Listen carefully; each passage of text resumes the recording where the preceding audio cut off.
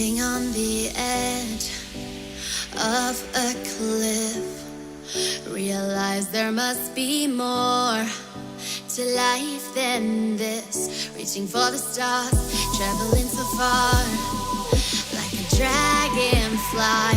Just grab my hand from heaven send with me tonight.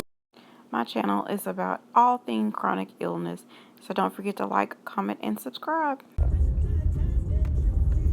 Good morning, guys. Happy Tuesday. Hope everybody's well. Getting ready to go get my fluids, get labs redrawn, praying that it was a glitch with them not wasting my first drawback on my Metaport that has heparin in the line, so I can be cleared for surgery.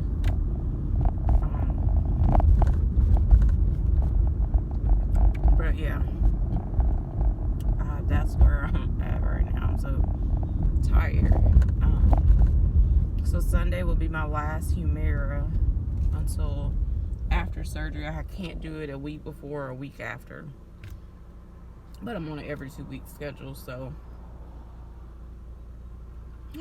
I'm just ready for it to be over with, so I can close that chapter and get some relief and all of that.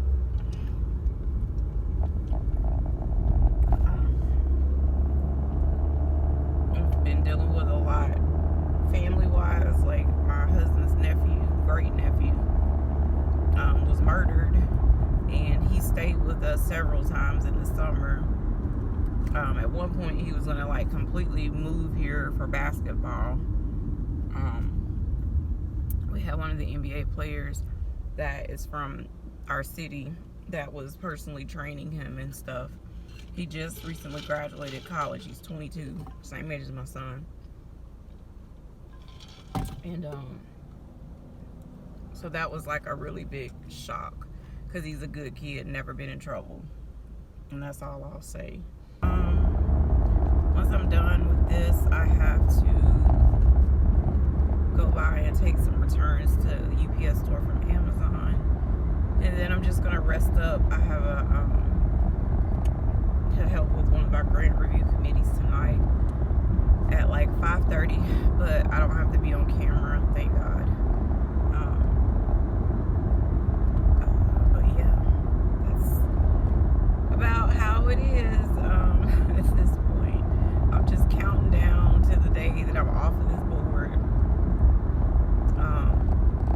because I'm just over it, and I've got a lot of planning to do with track and field. We have 2 meets coming up, and so I'm trying to get as much done before my surgery, so I don't have to like stress about stuff during my recovery. But yeah, talk to you guys later.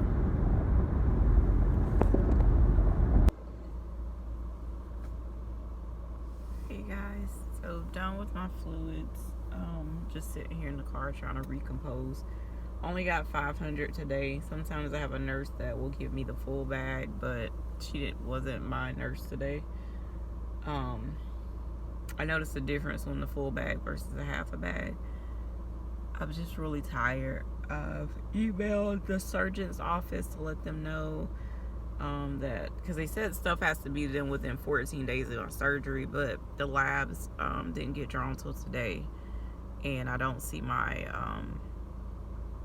rheumatologist until the 1st. But I wanted to give them an update. But the nurse did give me my lab results before I left, and my PTT was normal. Like the fact that like that, you know, I even had to go through that, but it is what it is. I'm glad. I'm thankful. I think. But yeah, I'm gonna go by and get some returns done, and gotta like go by the dollar store and get a couple items, and then I'm gonna rest up until it's time for the afternoon meeting. So I just wanted to give you guys an update. Hey guys.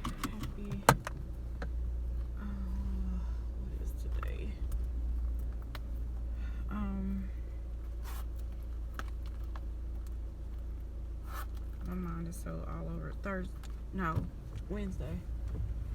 Hope everybody's well. It's like 10 o'clock and I'm just now going to get me something to eat. I cooked the other day. We had spaghetti, but I think we were all like spaghettied out.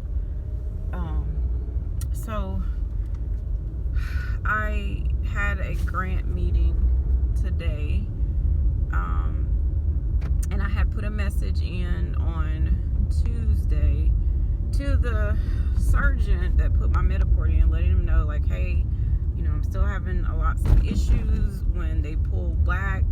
I always have palpitations, start coughing, short of breath, and it has not gotten better. And so I've asked him 3 times about checking in. He kind of just blows me off every single time.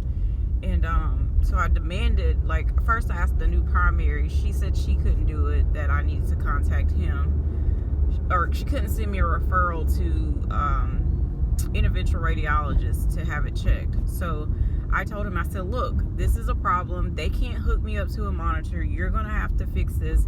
I was like, I have, neck surgery coming up. So I'm thinking, like, okay, they would put me under fluoro, nothing that I would have to go to, like, quote, sleep. And so I had a voicemail to call the office. And so I called after the meeting. It was like 1 o'clock, like 1 or 1:30. So I called and called the nurse back, and she was like, hey, the doctor wants to get you in tomorrow for surgery. I said, excuse me, like, what do you mean surgery? So she was like, well, he said you got to have a revision to see if he's able to like readjust the Mediport or take it out and put a new one in.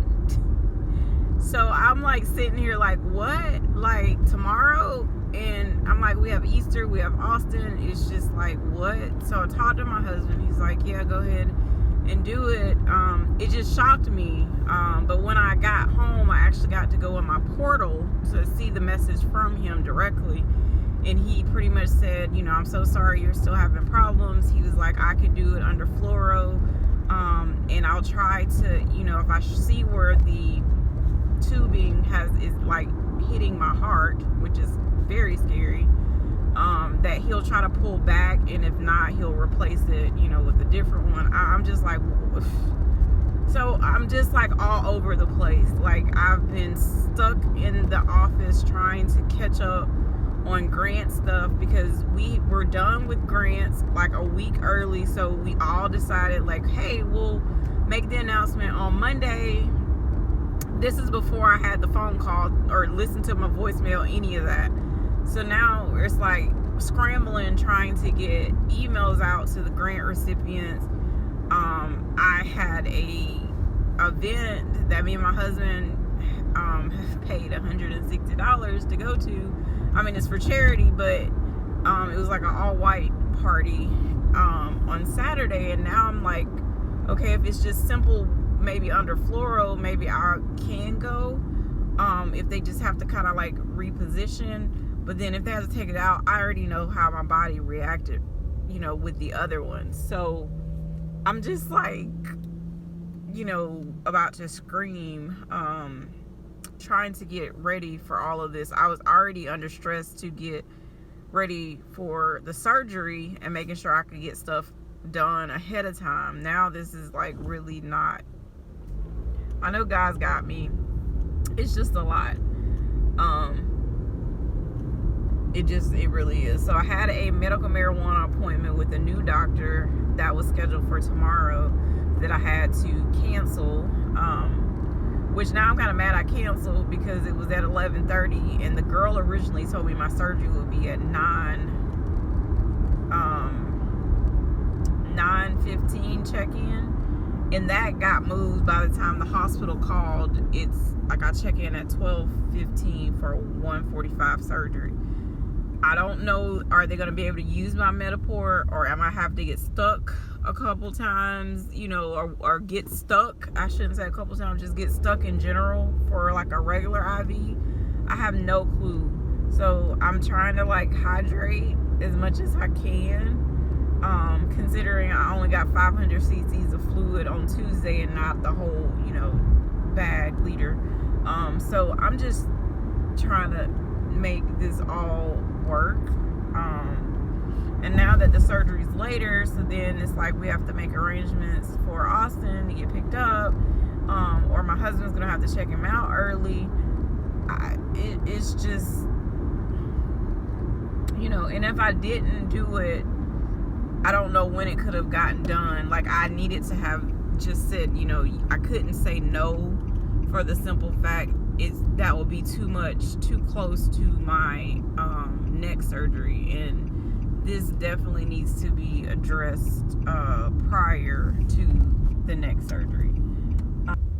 Y'all just keep your girl in your prayer, because I'm just all over the place.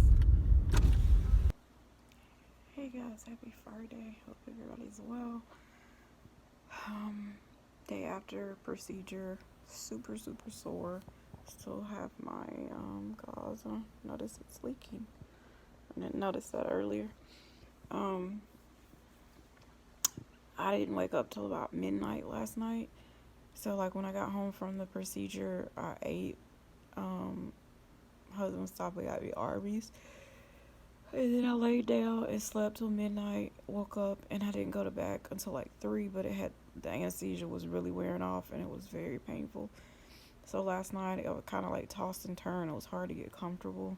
Had to get up this morning to do grant finalist phone calls, and just a slight bit of movement at the, sitting at the computer just to make the calls, being my co-chair. I could barely move, so I went ahead and got breakfast and took a shower, and I'm back in the bed working on some stuff on the laptop. But I want to give you guys an update. I will find out Tuesday if I'm still having the palpitations when I go for my infusion. And if so, then we'll have to go through this again. Sorry about that. So to clarify, if I still have palpitations on Tuesday, then he's gonna have to go back in and completely remove it and put a new one in. But I guess he told my husband he tried to like pull back to see if there was any arrhythmias that showed up, but nothing showed up. So he just replaced the catheter and pulled it back some. So you can see like it's swollen right here. But yeah, just really uncomfortable. I just took my medicine maybe like 30 minutes ago, behind schedule, and then I'm going to rest for the rest of the day. I just got like 5-10 minutes worth of stuff left to do on the laptop, and I can just relax. Hey guys, so it's like 7:30. I just woke up, so I got probably an hour to sleep. Just really uncomfortable, very winded. Waiting on my husband. He's bringing dinner home. I just don't have the energy, and it's kind of frustrating because it's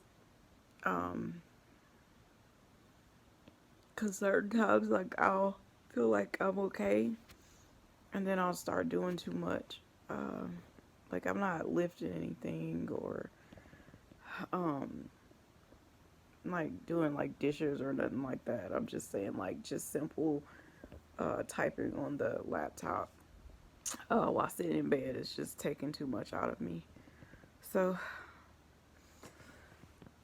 I just wanted to give you guys an update. Hey guys, happy Saturday. Hope everybody's well. I just woke up from a nap. I felt a lot better today. When I first got up, I was able to put dishes in the dishwasher. Any paperwork that I had to do, I did it from the bed. But then I was like really just uncomfortable. Like my back was hurting and stuff, but it's been raining all day. So I went ahead and took my medical marijuana and laid down. But I woke up and my face is on fire, if you can see a little bit. Not sure what that's about. I just feel kind of blah. So I'm gonna try to get my cream, my steroid cream to put on, because it's burning really bad. But other than that, I'm glad that practice was canceled because of the weather. I feel like, oops, my poor husband needed a break. So we're about to hop on a conference call to discuss some more stuff about the track meet coming up in June. That's about it for me. And they fall back asleep, I don't know. Dinner, my husband, we're roasting a chicken. He brined it, so I think we're gonna be roasting it. If he hasn't already done it, I don't even know. I smell food, but I don't know if that's the chicken or something else. And we're just gonna take it easy for the rest of the day.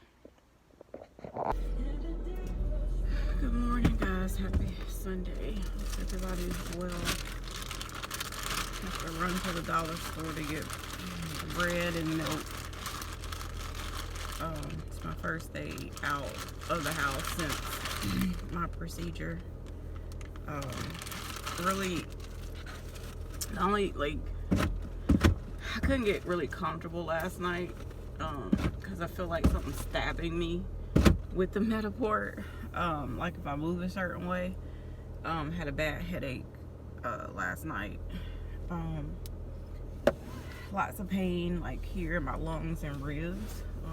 Feels like it's like when you have a catch in your. It feels like a catch in your muscles.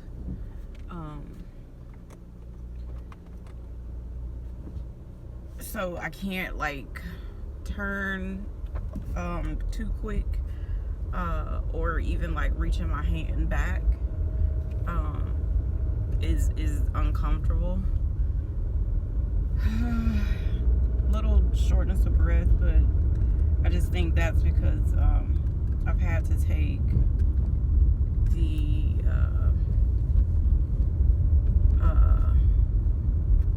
my medical marijuana like more than just at night, and my lungs just still aren't strong from when I was on oxygen. As far as like when I take stuff that makes me, you know, drowsy, I have a hard time breathing still. Did find out something interesting. We had a reunion committee meeting on last Sunday, and I was trying to see last Sunday, sorry. And I knew a couple of my other, like my sister has autoimmune.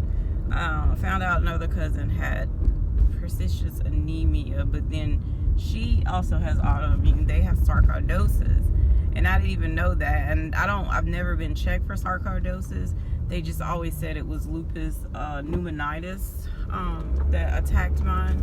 But I'm definitely gonna bring it up to the rheumatologist. I see him tomorrow, just so they can make sure, like, because my lungs have never been back, even though my like PFTs and all of that comes back a vast improvement from where I started, but I still struggle. So I know they've given me inhalers before, but the inhalers really never did anything. Yeah, I just kind of stopped even using them because they weren't like it wasn't helping, like from like an asthma standpoint. But I don't see the lung doctor for a year. My CT was clear, so I'm thankful for that. But it's just something I just have to, be in the back of my head, that I do have a family history. It's just so much family history that you just don't know about, and so many people are secretive. I know older generations are.